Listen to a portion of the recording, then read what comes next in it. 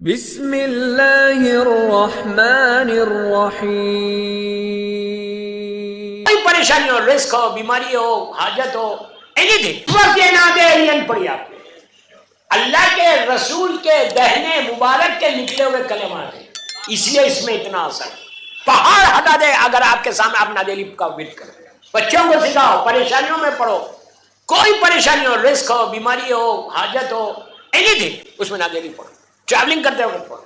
یہ ایک عجیب گولڈن گفٹ ہے جو ہم کو ملا ہے۔ اللہ کے رسول نے پورے نادیلین پڑھ کے بے ولایت کا، بے عظمت کا یا اللہ، لاسٹ میں بے نبوت کا یا محمد، بے ولایت کا یا علی یا علی یا علی۔ تیسری مرتبہ میں دیکھا میرا مولا سامنے کھڑا ہوا ہے، تیسری مرتبہ کہا تو دیکھا میرا مولا سامنے کھڑا ہوا ہے اپنے گھوڑے پہ۔ لوگوں کو یقین نہیں آیا کہ ہوا کیسے، آئے کیسے۔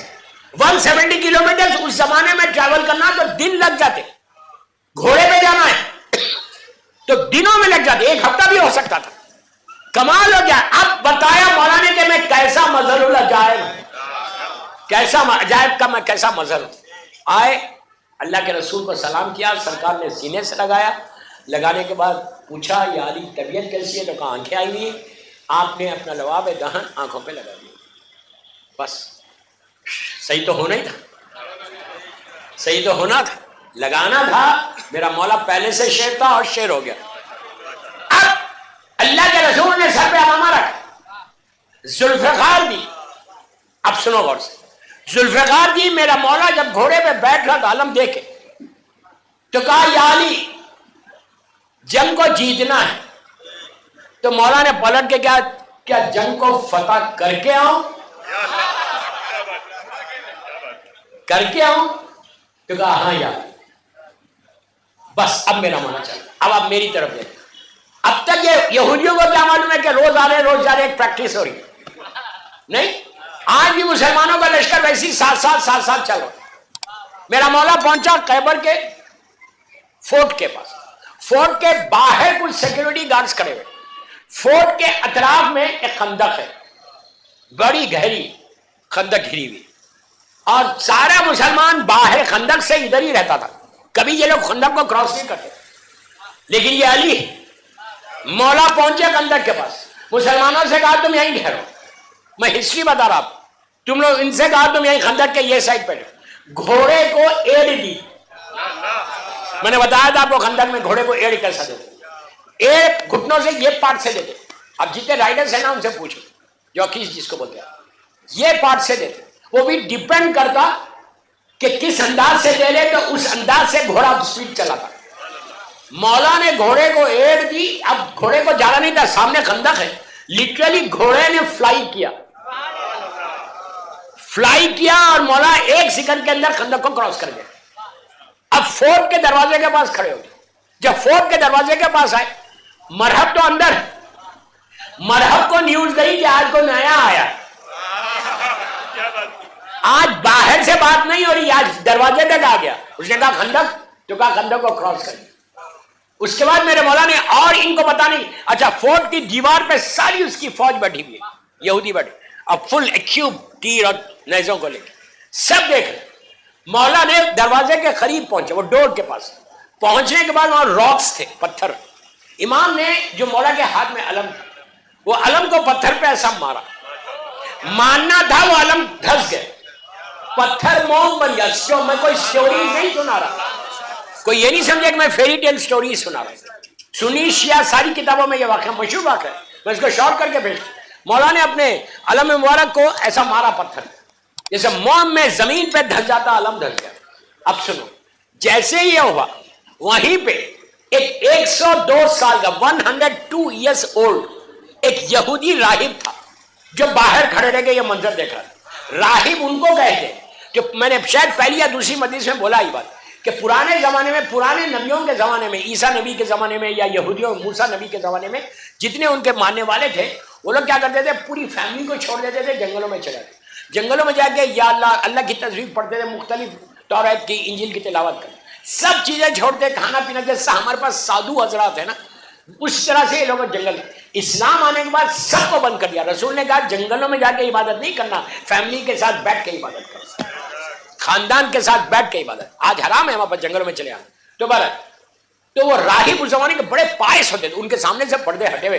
وہ جیسی مولانا عالم کو پتھر پہ نصب کیا, اس نے آسمان کی طرف دیکھا, میری طرف دیکھو, بہت انٹرسٹنگ ایک بات ہے, اس نے آسمان کی طرف دیکھا.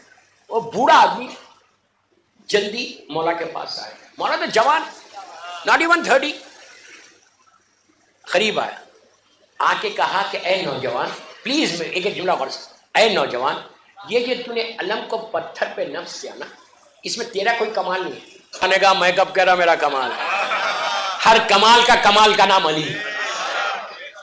میں کب کہہ رہا اس کے میرا کوئی کمال.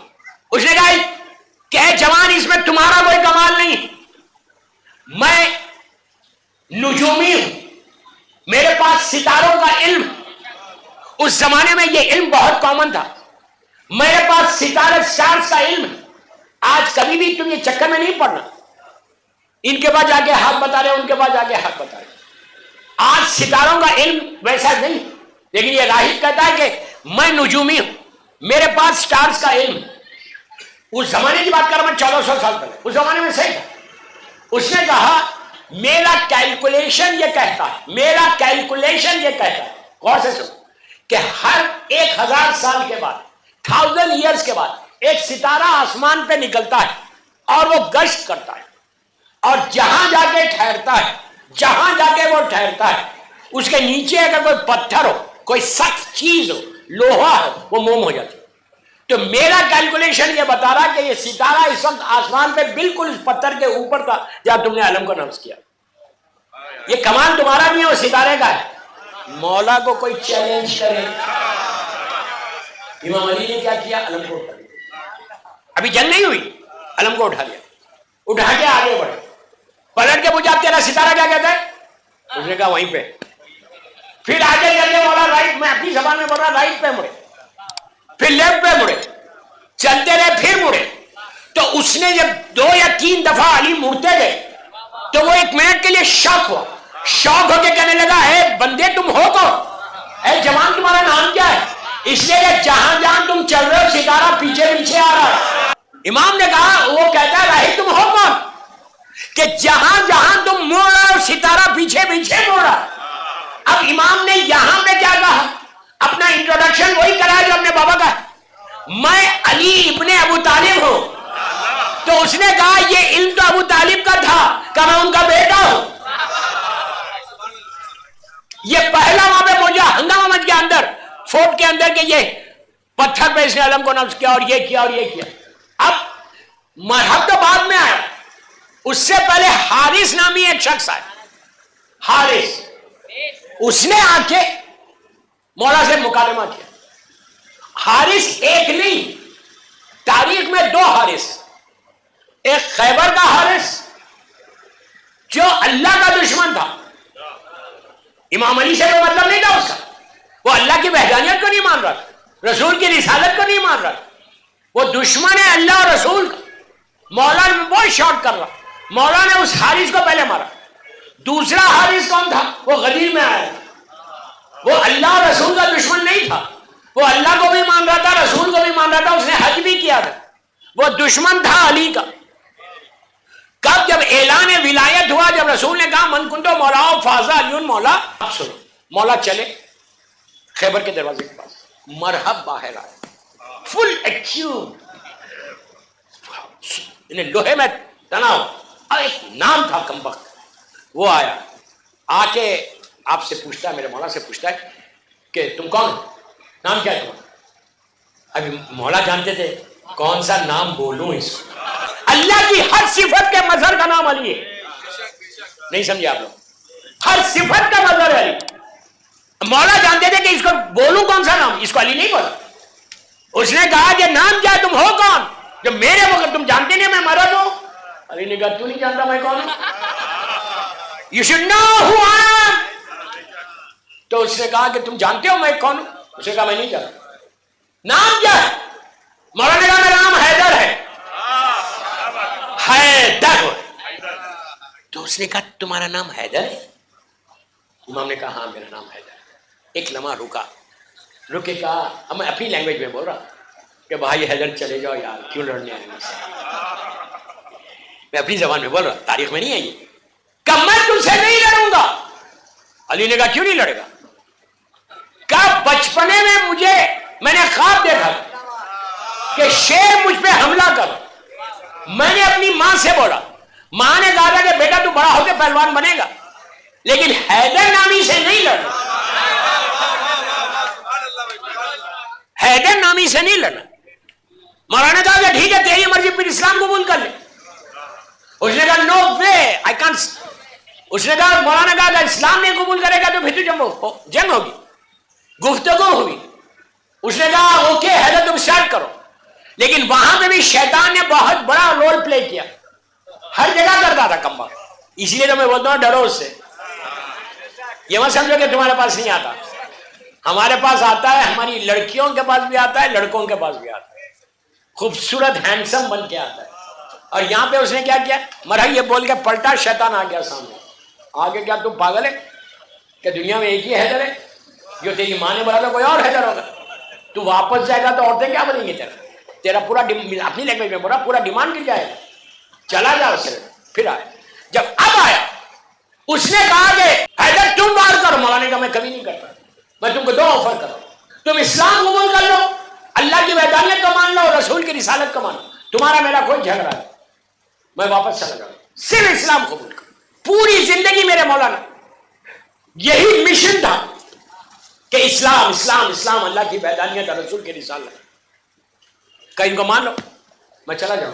اس نے کہا نہیں، اسلام کو قبول نہیں کرنا۔ اب جنگ شروع ہوئی، جو جنگ ہوئی اس نے گھوڑے کو ایڑ دی، مولا نے بھی ایڑ دی، لڑتے لڑتے اب امام علی کو مرحب کو مارنا تھا جو پہلے کیوں تھے، وہ آگے بڑھا، مولا نے زمین پہ مارا، گرد کا غبار اٹھا۔ اب جو امام نے اس پہ وار کیا اسی طرح سر سے لے کے نیچے تک آئی، اور جب مولا مارتے تھے تو ہر وار کے اوپر کہتے تھے اللہ اکبر۔ جب مولا کی گرجدار آواز گونجی اللہ اکبر، اور وار کرتے ہوئے بہت شارٹ کر کے پیش کر، اس لیے گھڑی ساتھ نہیں دینی میری، اور نیچے تک آئے، مرحب دو حصوں میں بدلا۔ جب مرحب دو حصوں میں بدلا تو فورٹ میں جتنے لوگ تھے ہنگامہ مچ گیا۔ اب امام نے کیا کیا، مرحب تو گر گیا، خندق کے دوسری سائڈ پہ مسلمان کھڑے ہوئے، ان لوگوں نے دیکھا کہ یہ ختم ہو گیا۔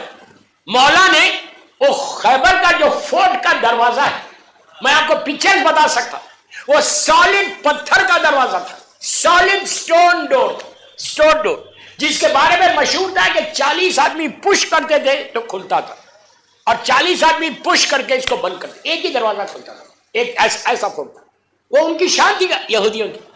مولا نے اچھا پورے فورٹ کی دیواروں پہ سب بیٹھے ہوئے، یہ روایت جو پڑھ رہا میں مرحب کی بہن کی روایت پڑھ رہا، وہ لوگ اوپر سے بیٹھ کے بولتے، وہ سو شیور کہ مرحب جا کے مولا کو مار کے آ جائے گا، وہ تو جانتے ہی۔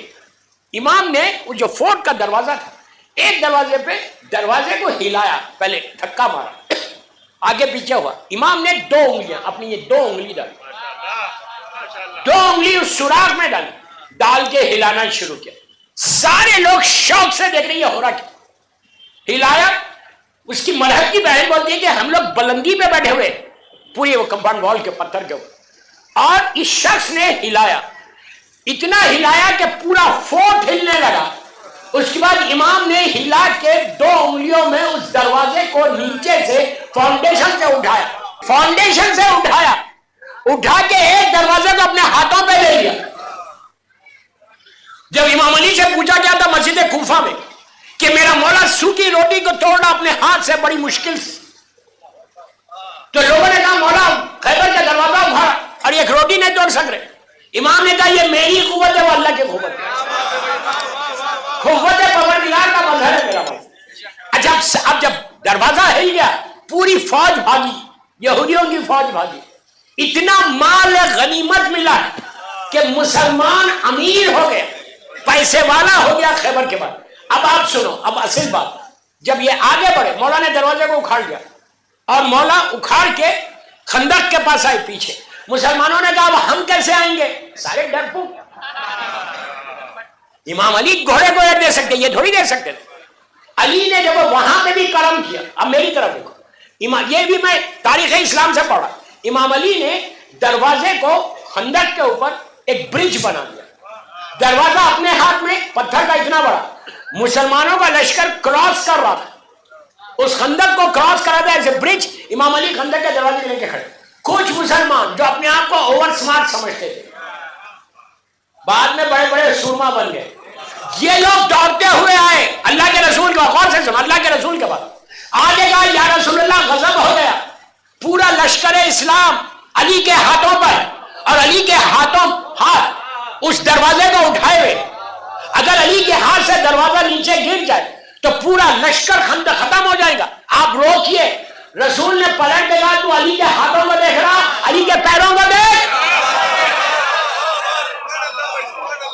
جب ایک بات سمجھ میں آ گئی، رسول کا یہ حکم ہوتا ہے، یہ رسول کا اعلان ہوتا ہے جو سنت، دونوں طرف سے، صرف علی کے چہرے کو دیکھنا عبادت نہیں ہے، علی کے قدموں کو دیکھنا بھی عبادت ہے۔